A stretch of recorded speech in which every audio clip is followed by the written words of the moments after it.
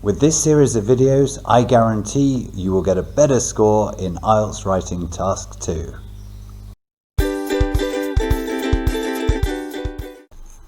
Hello, my name is Phil and this is Better English, and in this series of videos I will show you exactly how to write an IELTS Writing Task 2 essay from beginning to end.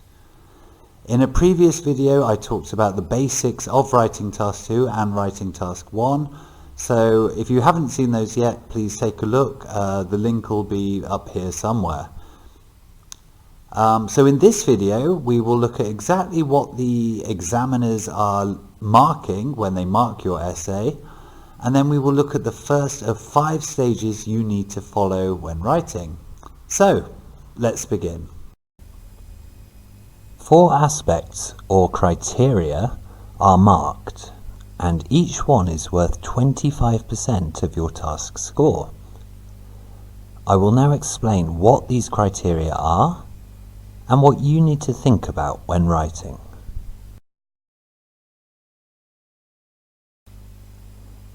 The first criterion is task response. This is all about whether you did what you were asked to do.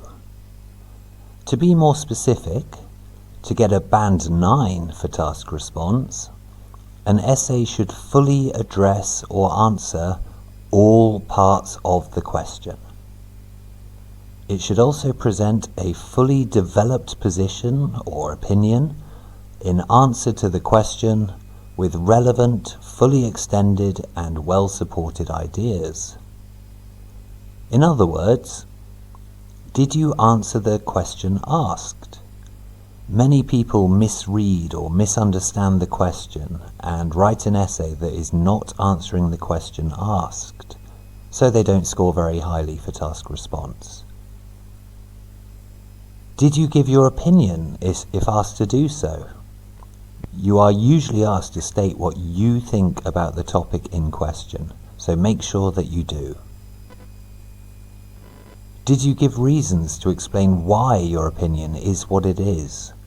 And do you use examples to help explain and strengthen these reasons? If your answer to all of these questions is yes, you will get a high score for task response. The next criterion is coherence and cohesion. This is all about whether your essay is easy to read and understand. Again, looking at the rubric for a band 9 for coherence and cohesion, you should use cohesion in such a way that it attracts no attention, and you should use paragraphing skillfully. In other words, did you structure your writing using paragraphs and sentences well? Are your ideas presented in a clear and logical way that is easy to read and follow? Do you use discourse markers to guide the reader? If you don't know what discourse markers are, don't worry, I will explain them in a future video. Again, if your answer to these questions is yes, then you're going to score highly for coherence and cohesion. The third criterion is Lexical Resource, which is all about your use of vocabulary. To get a band 9 for Lexical Resource, you need to use a wide range of vocabulary, with very natural and sophisticated control of lexical features. A small number of mistakes are still allowed, even for a band 9.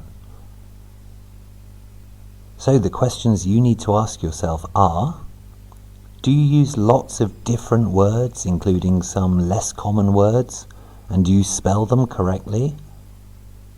Can you show an awareness of collocation, meaning do you know which words go together and which words don't go together? Do you avoid repeating the same word again and again by using synonyms, pronouns, and other tricks? Again, if the 3 answers are yes, you're going to do well for Lexical Resource. The final criterion is called grammatical range and accuracy, which is all about using grammar well. For a Band 9, you need to use a wide range of grammatical structures with full flexibility and accuracy. As with Lexical Resource, some mistakes are even allowed for a Band 9, but not many. The questions you should ask yourself are: do you use lots of grammatical structures such as conditionals, relative clauses, or participle clauses, and do you use them correctly? Do you use a mix of simple and complex sentences? A complex sentence is a sentence containing more than one clause, a main clause and then subordinate clause, or clauses. Do you use punctuation such as commas and full stops correctly? So again, if you can say yes to all of those, you're going to get a high score for this criterion.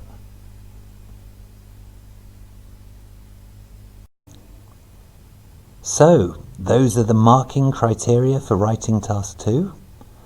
If you would like to see exactly what is required for all of the bands, not just Band 9, the link to the full marking criteria is in the description. I will now explain the first of the 5 stages that you need to follow, and the first stage is planning.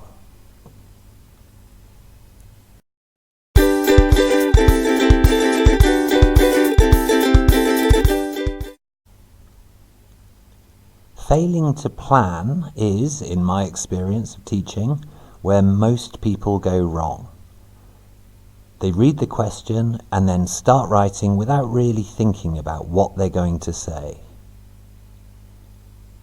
And then usually they write a paragraph, maybe 2, and realize they don't know what they're going to say next, or that they should have said something earlier. And then you start to see arrows and asterisks and things like this, and a lot of time is wasted. By planning, you will have a much better idea of what you are going to say, and your essay will be much better as a result. When planning, the first thing you need to do is analyze the question. This means you need to read the question carefully. As I've said, many people don't, and then they answer a slightly different question and get a low task response score as a result. One thing to be careful of is negative words. This often confuses people and they get things the wrong way round. So for example, if you are agreeing or disagreeing with an opinion, make sure you get it the right way round. Also, don't form your opinion yet. It's easier to fit your given opinion around your essay than fit your essay around your opinion. I'll explain more about that later. Task 2 questions can usually be divided into 2 parts. Have a look at these. Can you guess what each of these words are? For example, the first one, can you guess it? It's agree or disagree. So pause the video, have a look at the others, and see if you can work out what you think they are. Okay, here are the answers. So as I said, the first one is agree or disagree. Then we have advantages and disadvantages, problems and solutions, causes and effects, view 1 or opinion 1 and view 2. And then sometimes a question contains 2 sub-questions. So we'll call them question 1 and question 2. Now the fact that we can split this question into 2 parts helps us for the next stage, and the next stage is brainstorming. Brainstorming is writing down the ideas that come into your mind. that you can use in your writing.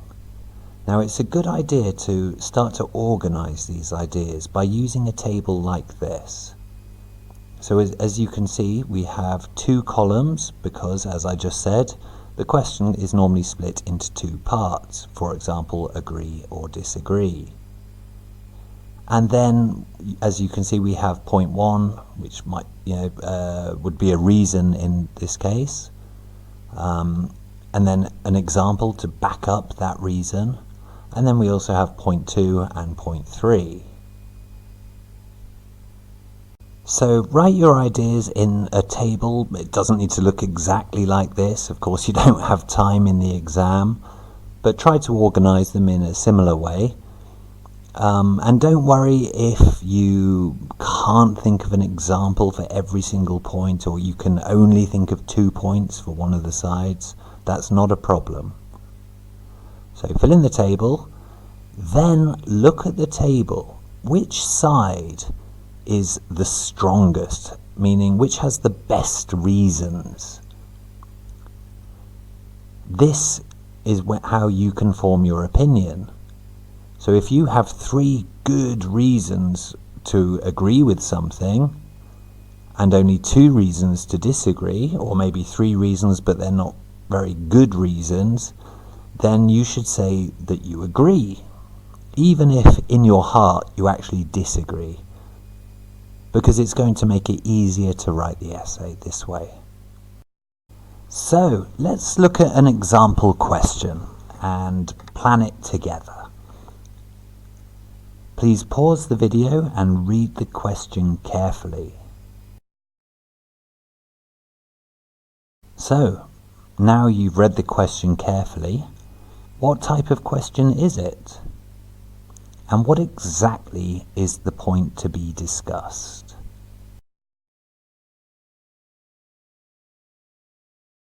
So now you can brainstorm your ideas using a table, something like I showed you.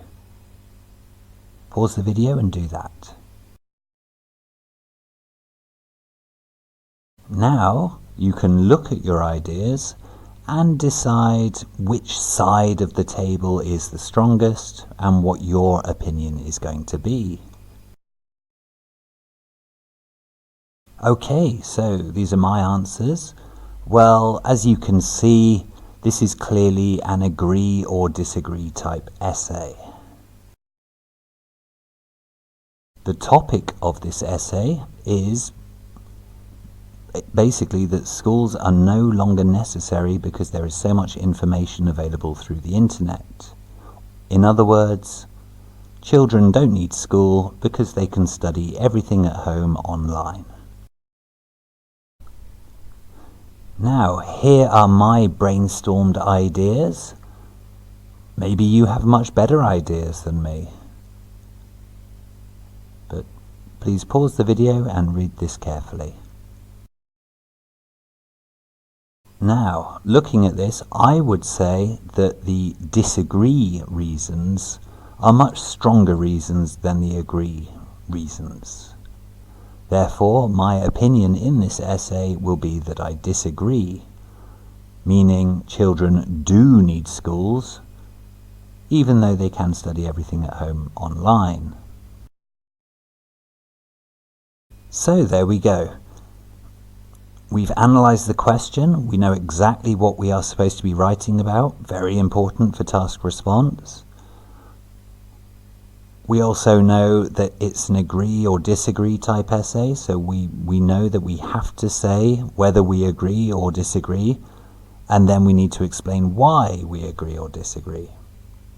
We've brainstormed some ideas that we can use in our essay, and we're ready to go on to the next stage, which is organize, and I will talk about that in the next video.